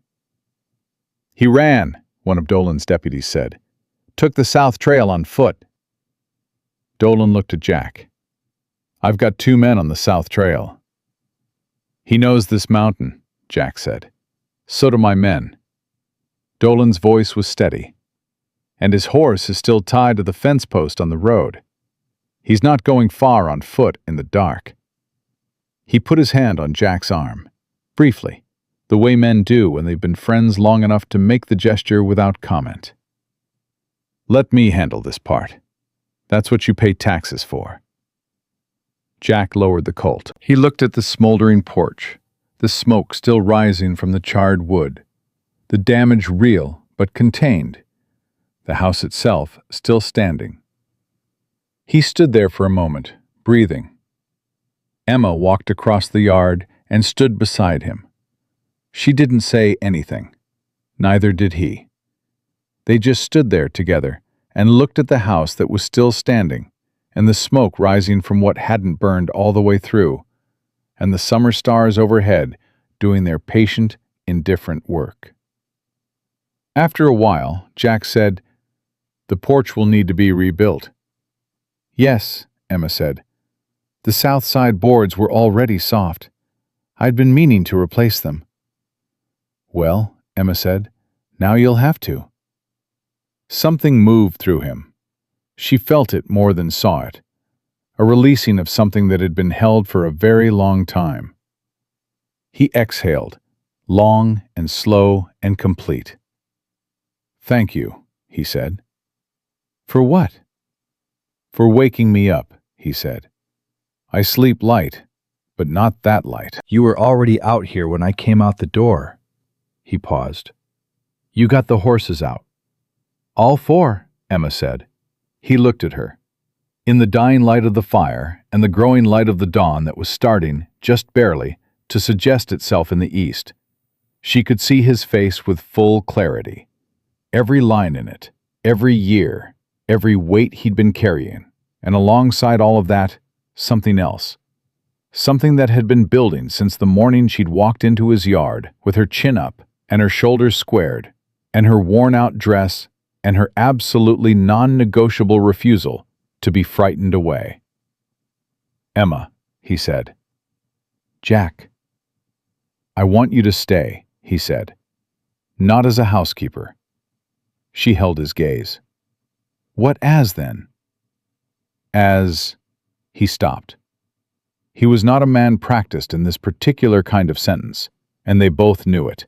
And she didn't rescue him from it, because some things need to be said out loud by the person saying them, without help. "As someone I don't want to do this without," he said. Any of it. Emma was quiet for a moment. The smoke curled upward. The dawn came on. "That's a start," she said. "It's not a very pretty speech." "No," he said. "It isn't." "I've heard prettier." "I reckon you have." She looked at him for another moment. Then she said, "Yes, I'll stay." He nodded once, like that was settled, like he'd known she'd say it and was relieved anyway, the way you're relieved by things you were almost certain about, but not quite. He looked back at the house. "We should start on that porch today," he said. "After breakfast," Emma said. "After breakfast," he agreed. They found Morton at noon. Dolan's deputies tracked him to a dry creek bed on the south face of the mountain, 2 miles from the ranch. On foot, in the summer heat, in a good coat that had not been designed for scrambling down rocky creek beds. He'd twisted his ankle somewhere in the dark and hadn't been able to get much farther. He didn't resist. That was the thing Emma heard about from Dolan when he came to the ranch that afternoon.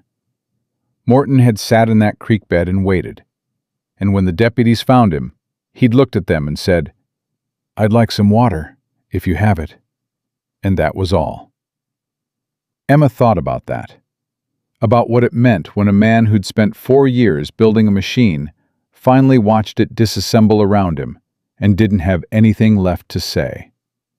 Dolan sat at the kitchen table with Jack and told him the rest of it over coffee.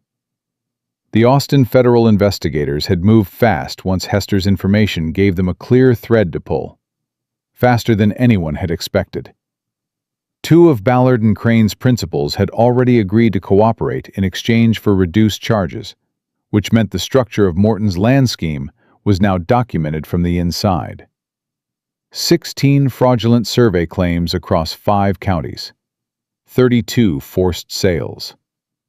Gerald Pickett was in federal custody in San Antonio. The forged deed bearing Ruth Rayner's name had been examined by a document expert and confirmed as false. The ink chemistry was wrong for the paper's age by at least 2 years. "He'll go to federal prison," Dolan said. "All of it together. The fraud, the arson attempt last night, the intimidation, the forged document. It's not a short sentence." Jack drank his coffee. He didn't look triumphant. He looked like a man who'd been through a thing and come out the other side, and was now trying to get his bearings in the quiet that follows a storm. "The 11 families," Jack said. "The ones with claims against their properties." "All 11 claims are being withdrawn as part of the federal case," Dolan said. "Hester's already started the paperwork to clear the records." He paused. "Bill Henderson came by my office this morning. Said to tell you he owes you a fence." Something moved in Jack's face. "He doesn't owe me anything." "He knows that," Dolan said. "That's why he said it." He set his cup down and stood. "You know, Jack, I've known you 11 years. You've been the most self-contained man I've ever encountered. And I've encountered a fair number." He looked at Emma, then back at Jack. "Good to see you've got some sense." He put on his hat and went out. Emma started clearing the cups. Jack sat at the table without moving, and she could feel him working through the layers of it. The way he did things, slowly and completely. The way the mountain behind the ranch worked things, over time and without rush. "The railroad survey," Emma said. "What happens to that?" "The eastern slope is mine," Jack said. "The deed's clean. The claim is withdrawn. The forgery's exposed. When the railroad makes its formal offer—" He paused. "I don't know what I'll do. Haven't decided." "You'd be a wealthy man." "I'm a man with a ranch," he said. "That's what I am." He looked up at her. "The money would go to the valley. The other families, help them rebuild what Morton's scheme cost them. Legal fees, what they lost in property value, whatever they need." He said it the way he said most important things, plainly, without decoration, like it was obvious rather than generous. Emma looked at him. You'd give away a railroad fortune. I'd give away what was built on other people's pain, he said. That's different. She set the cups down. She pulled out the chair across from him and sat, and she looked at him. Really looked, the way she'd been careful not to do too directly in the early days. Back when looking at him that way had felt like a risk she hadn't yet decided to take. I need to tell you something, she said. All right. When I rode up to this ranch 4 weeks ago, she said, I had $4 and a letter of reference and a horse that was running on spite. I was not looking for a second chance at anything. I was looking for wages and a roof and enough quiet to figure out what came next. She paused. I want you to know that. I want you to know I didn't come here for a story. I came here because I was out of road. He was watching her steadily. And then I got here, she said. And there was a man who was out of road in a completely different direction. And a fight that turned out to be my fight, too, even though I had no right to it. And she stopped, looked at her hands, then back at him. And I found out that being out of road isn't the worst thing. Sometimes it's how you end up somewhere worth being. Jack was quiet for a long moment. Outside the window, the summer afternoon was doing what summer afternoons did. Heat and light and the sound of the mountain going about its business without consulting anyone. Emma, he said. That was a better speech than mine. She laughed, actually laughed, the full, unguarded kind that surprised her a little because she hadn't heard that sound from herself in a long time. Jack watched her laugh with the expression of a man who has just discovered he can produce that sound in another person and is quietly amazed by it. Tom Garrett came by that evening, the way he always came, without invitation, with purpose. He brought the Hendersons and the Bowers and Hester Wade and 6 other families from the valley. And they came with food and tools and in Bill Henderson's wagon, lumber. Emma stood on the porch that wasn't there anymore, stood in the gap where it had been, and watched them come up the road to Rayner's Peak in the golden evening light. And she felt something happen in her chest that she recognized after a moment as the specific feeling of belonging to a place. Not just living in it. Belonging. Tom climbed down from his horse and looked at Jack. Figured you'd start on the porch tomorrow, he said. We figured we'd help. Jack looked at the group of them, the families he'd refused to drag into his fight, the neighbors he'd tried to protect by keeping his distance, all of them standing in his yard with their hands ready to work and their faces saying what valley people said when they showed up this way. You're not alone. You never were, and we'll prove it with lumber. He looked at Tom for a moment with an expression Emma had never seen on him before. Raw and undefended, and something that was not embarrassed exactly, but was the cousin of embarrassed. The look of a man who is not accustomed to being loved by his community and is standing in the full force of it without anywhere to put it.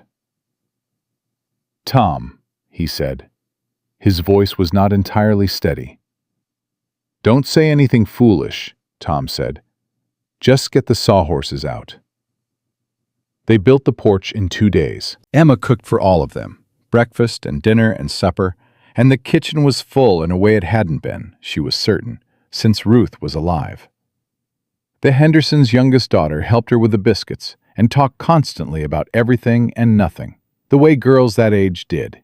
And Emma answered her and laughed and felt, in the ordinary noise of it, the particular luxury of a life that had room in it again.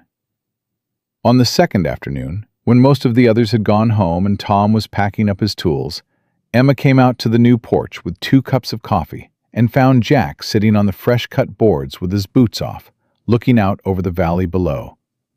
She sat beside him and gave him his coffee and looked at the same view. I used to sit here with Ruth, he said. Evenings. She liked the light when it hit the valley from the west. It's good light, Emma said. Yes. He drank his coffee. She would have liked you. Emma looked at him. He was looking at the valley, and his face was the face of a man who has finally found the place where grief and gratitude can occupy the same space. Not comfortably, not without weight, but together. The way two heavy things can balance each other if they're placed right. "I would have liked her," Emma said. He nodded. Once. The way he nodded at things that were true and didn't need embellishment. They sat together on the new porch of Rayner's Peak Ranch in the long evening of a Texas summer, with the valley spread out below them and the mountain at their backs. And neither of them spoke for a long time, because there was nothing left that needed saying. The last letter from the federal court arrived 6 weeks later. Silas Morton had entered a guilty plea in exchange for a reduced, though still substantial, sentence. Ballard and Crane was dissolved. Meridian Land Associates was dissolved. Gerald Pickett was sentenced to 7 years. All 11 land claims were formally expunged from the county record. The forged deed bearing Ruth Rayner's name was destroyed on the courthouse steps in Millhaven on a Tuesday morning in September, and Hester Wade had made sure the right people were there to see it. Emma read the letter out loud at the kitchen table, and when she finished, she folded it and set it down and looked at Jack. He was quiet for a moment. Then he said, "That's done, then." "That's done," Emma said. He reached across the table. It was a simple thing, his hand covering hers on the surface of the table, broad and warm and deliberate. The gesture of a man who had thought about it and decided. She turned her hand over and held his, and that was simple too. Outside, the September mountain was beginning its slow turn toward autumn. The first suggestions of gold in the higher leaves, the mornings coming in cooler, the light shifting from summer's flat intensity to something softer and more golden. The ranch was running. The porch was solid underfoot. The eastern slope was uncontested, the deed clean. The boundary posts still standing where Jack had put them 11 years ago. And Emma Calloway, who had ridden up to Rayner's Peak with $4 and a spite-fueled horse and nowhere left to go, sat at the kitchen table of the home she had fought for, alongside a man she had found worth fighting for, and understood, with the calm certainty of someone who has been to the bottom and learned what solid ground feels like, that she was exactly where she was supposed to be. Some people find their second chance waiting for them like a gift. Emma had found hers the hard way, through smoke and forged documents and cut fence posts and a courtroom full of frightened neighbors and a man who'd had to be reminded he was worth saving. She wouldn't have had it any other way. The things that cost you are the things that hold. Jack Rayner had come back to life on his own land, surrounded by his own people, with a woman beside him who understood what it meant to lose everything and choose, deliberately, to build again. And Rayner's Peak Ranch, that high, stubborn, sun-baked piece of Texas mountain that Morton had coveted and fought for and lost, stood exactly where it had always stood, exactly where it would always stand.